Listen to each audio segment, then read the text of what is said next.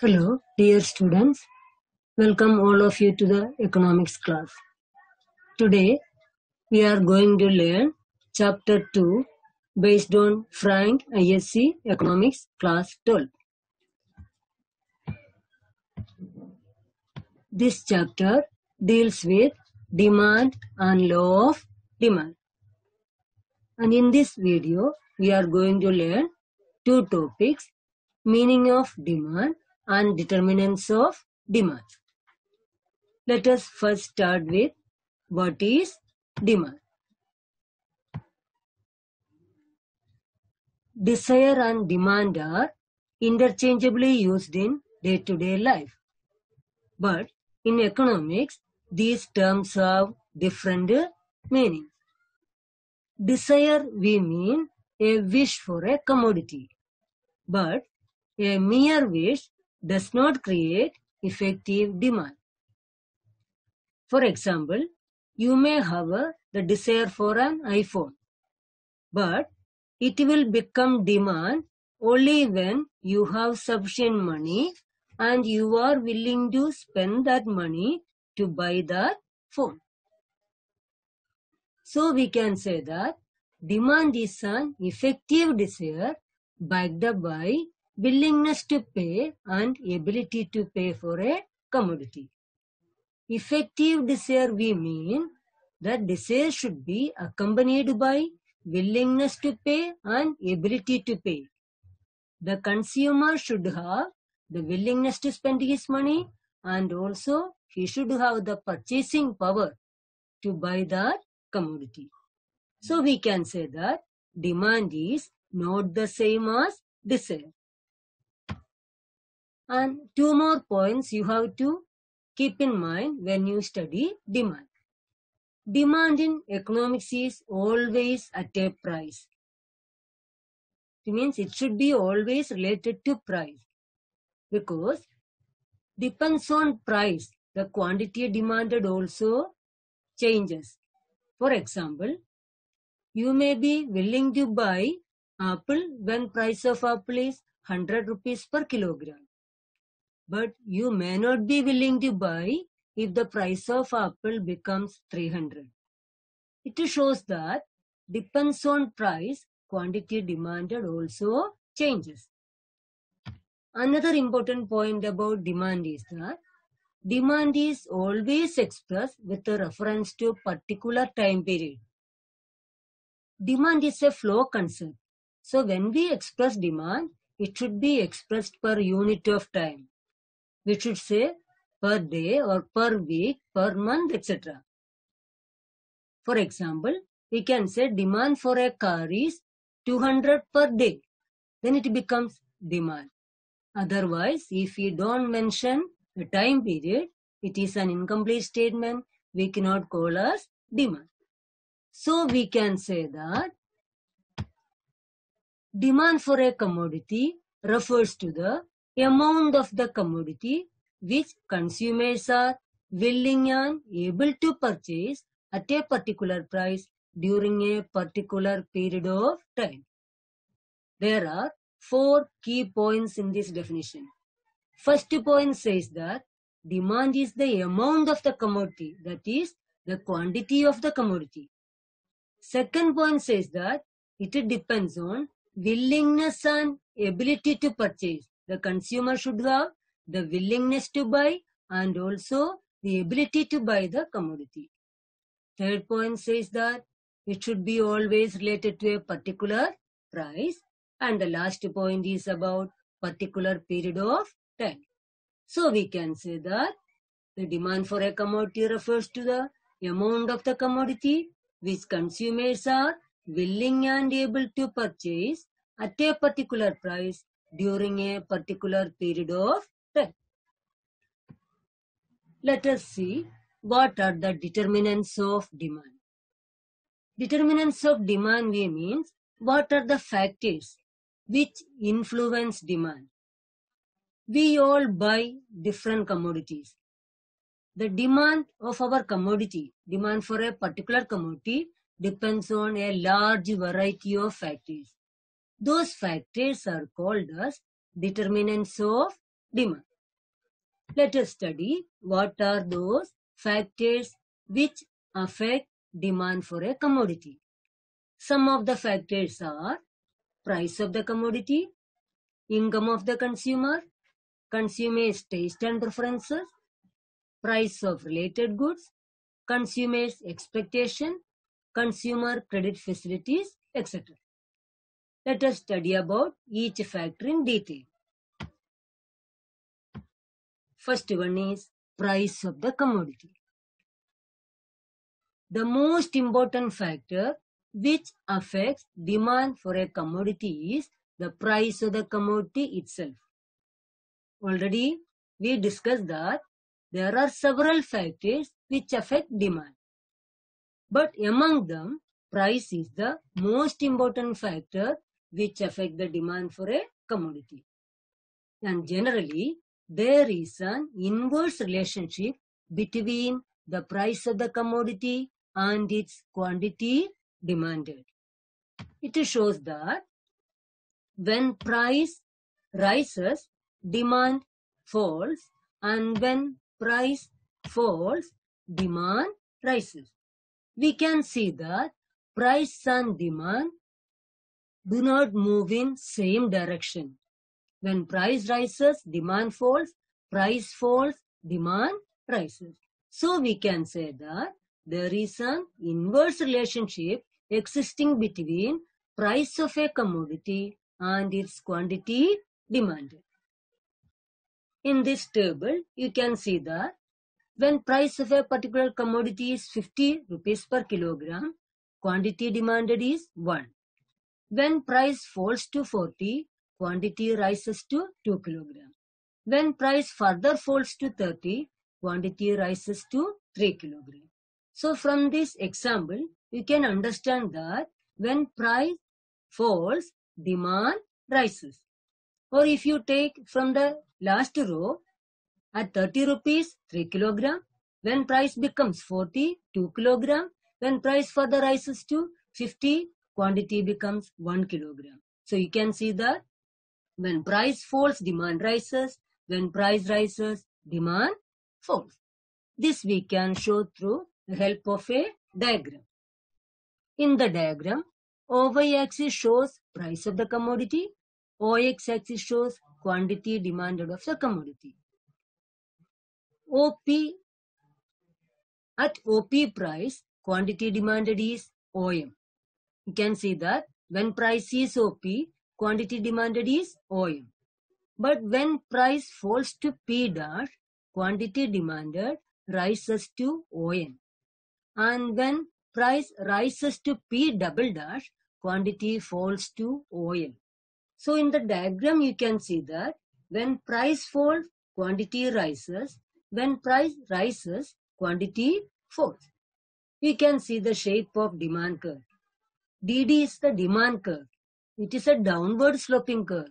Or we can say that the slope of the curve is negative, negatively sloped curve. It is because of the inverse relationship between price of the commodity and its quantity demanded. So we can say that demand for a product is function of its own price. When price changes, demand also changes. That functional relationship existing between demand for a product and its own price is known as price demand. I repeat, the functional relationship existing between demand for a product and its own price is known as price demand. Let us study the second factor which affects demand for a commodity. Income of the consumer is another important factor which also can influence the demand for a commodity. Generally, there is a direct relationship between the income of the consumer and his demand for a product, which means that when income increases, demand also increases. When income decreases, demand also decreases. Normally, you know that When people have more income, they can demand more, and when their income is less, they demand less.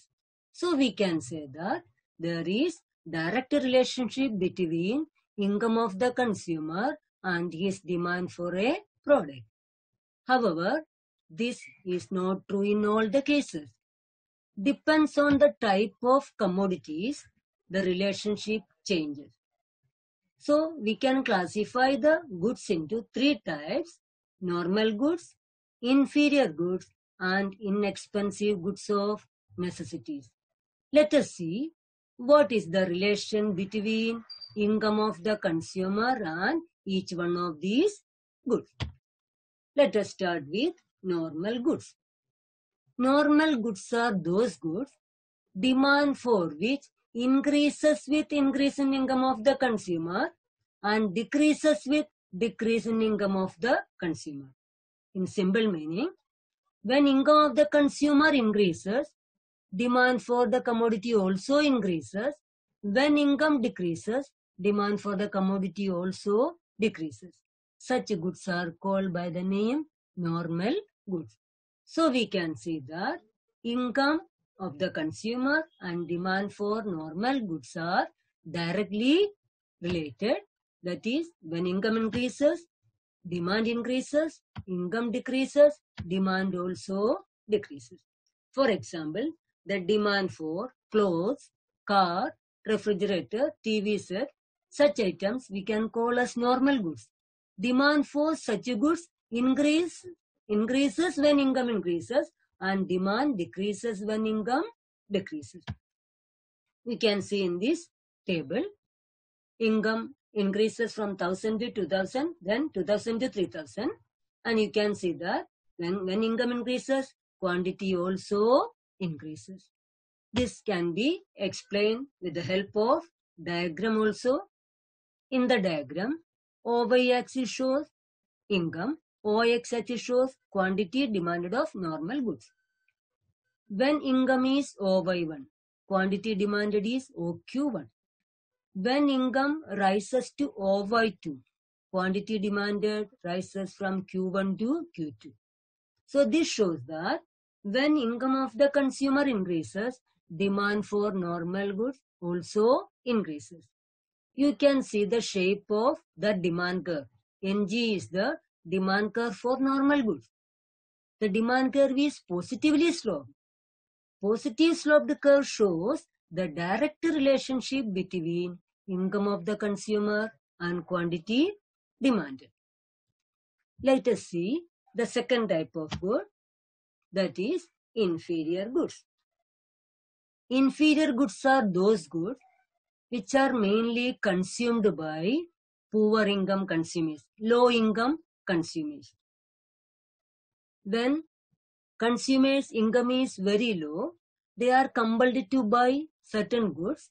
Even though superior goods are available, due to their income, they are compelled to buy certain low quality goods. Such goods are called by the name inferior goods. And we can see that income of the consumer and demand for inferior goods have inverse relationship. It means when income of the consumer increases, demand decreases, and when income decreases, demand increases. This can be explained with the help of a table. You can see that when income is 100, quantity demanded is 4. When income rises to 150, quantity falls to 3. And when income further rises to 200, quantity falls to 2. It shows that income of the consumer and demand for inferior goods are inversely related. We can give the example of millets here.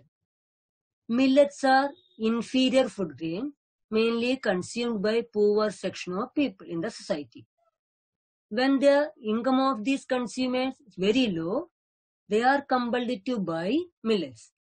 But when their income increases, we can see that demand for millet will decrease, because when the income increases, consumer may shift to superior goods like rice or wheat, as they substitute superior goods instead of these inferior goods, demand for inferior goods falls.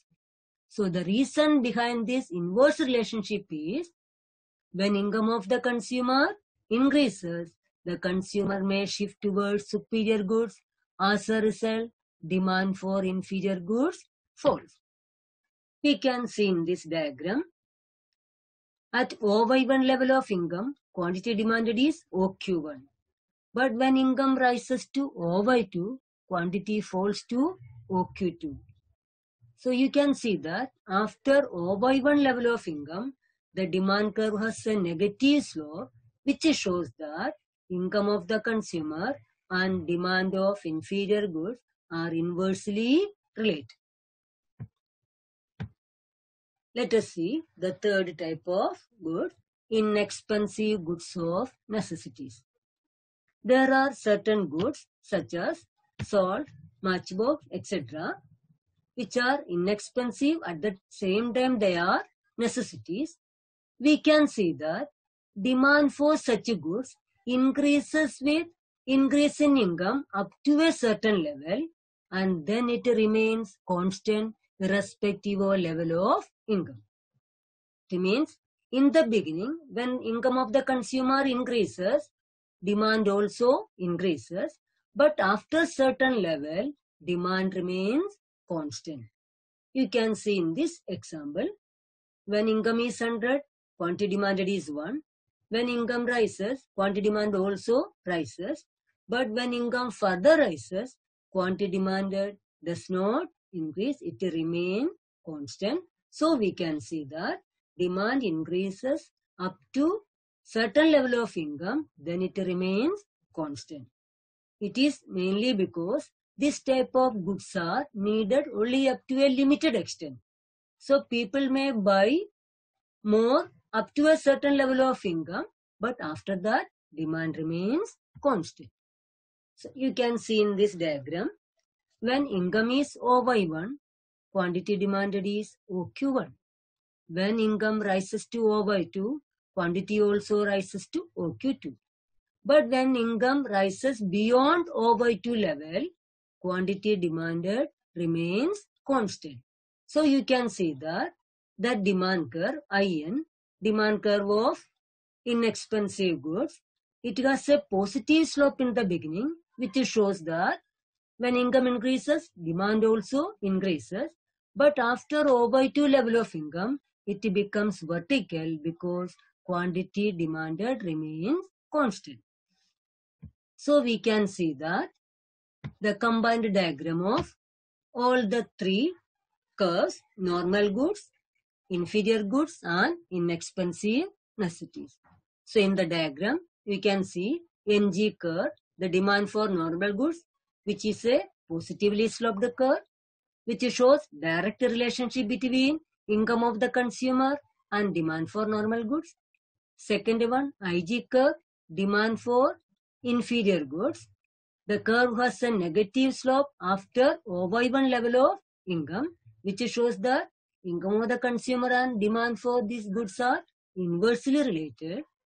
And when you look at IN curve, it has a positive slope in the beginning, then it becomes vertical, which shows that quantity demanded increases up to certain level of income, then it remains constant. That there is a relationship between income of the consumer and demand for a product. That functional relationship between demand for a product and the level of income is called by the name income demand. I repeat, the functional relationship between demand for a product and the income of the consumer is known as income demand. Let us study another important factor which affects demand of a commodity. Consumers' taste and preference. We can see that taste and preference of the consumer also affects demand for a commodity. Our taste and preference depends on several factors such as fashion, lifestyle, social customs, etc. And some of the factors like fashion keep on changing.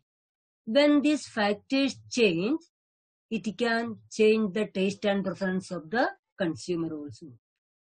If the consumer's taste and preference change in favor of the commodity, demand for such a commodity increases. Or we can say, demand for those goods increases for which consumer develop taste and preference. But if the consumer has no taste and preference towards a particular product, its demand will decrease. So we can say, if the taste and preference of the consumer is in favor of the commodity, demand rises. But if the consumer's taste and preference is against the commodity, demand falls. You can see that demand for modern fashion goods is more in the market because the taste and preference of the consumer is in favor of the commodity. But old fashioned goods have less demand in the market because it is against the taste and preference of the consumer.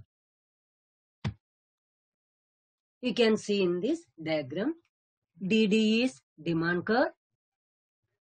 If consumers' taste and preference change in favor of the commodity, demand curve will shift rightward. You can see D2 demand curve, which shows the demand for the commodity increases as the consumer's taste and preference is in favor of the commodity.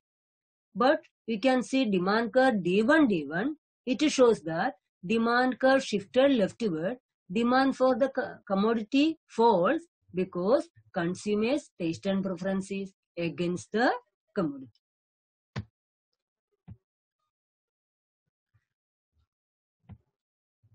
So we are going to study another determinant of demand. Prices of related goods.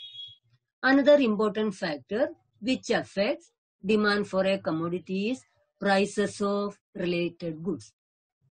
Related goods are of two types, substitute goods and complementary goods. So let us first study what are substitutes and what are complementary goods. Substitute goods are those goods which satisfy the same type of need and hence can be used in place of one another to satisfy a given one. It means those goods which can be substituted, which can be used in place of one another to satisfy a given one, we can call as substitute goods. The best example for substitute goods is tea and coffee. You can see that price of substitute product also increases. When price of substitute decreases, demand for the product also decreases. You can see in this diagram. In this diagram, price of coffee is marked on y-axis, demand for tea is marked on x-axis. We can see how price of coffee can affect the demand of tea. When price of coffee is OP, demand of tea is OQ. When price rises to OP1, demand of tea rises from OQ to OQ1. You can see that when price of coffee rises, demand of tea also rises. It shows that when price of a substitute good increases, then the demand for the particular product also increases. You can see why demand for tea increases, because people may find that tea becomes relatively cheaper as compared to coffee. So many coffee consumers shifted towards the consumption of tea. As a result, demand of tea increases. So we can say price of substitute and demand for a product are directly related. But if we take the case of complementary goods, we can see that the relationship is not same. Complementary goods are those goods which are used jointly or consumed together to satisfy a given one. It means in order to satisfy a given one, we have to use these goods together. For example, car and petrol. And the price of complementary goods and demand for a product are inversely related. It implies that when price of complementary goods rises, demand for a particular product falls, and when price of complementary goods falls, demand for that particular product rises. You can see in this diagram, price of car is marked on y-axis, demand for petrol is marked on y-axis. When price of car is OP, demand for petrol is OQ. But when price falls to OP1, when price of car falls to OP1, demand for petrol increases to OQ1. You can see that when price of car falls, demand for petrol has increased. It is because of the reason that when price of car falls, demand for car increases. As demand for car increases, demand for petrol also increases as these items are used together. So we can see that price of complementary goods and demand for product are inversely related. So we can say that in the case of complementary goods and substitute goods, relationship is different. When there is increase in price, demand decreases in the case of complement, but demand increases in the case of substitute. But when price decrease, demand increase in the case of complement and demand decrease in the case of substitute. So you can understand that change in price is directly related to the demand of substitute goods, but it is inversely related to complementary goods.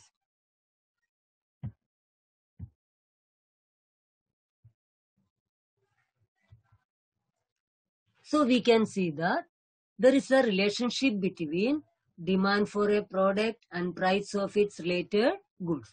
That functional relationship between demand for a product and price of its related goods is known as cross demand, or we can call it as cross price effect.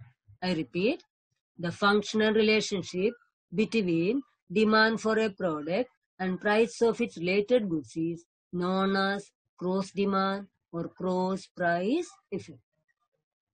Let us conclude our class here. We will continue in another video with other determinants of demand. Thank you.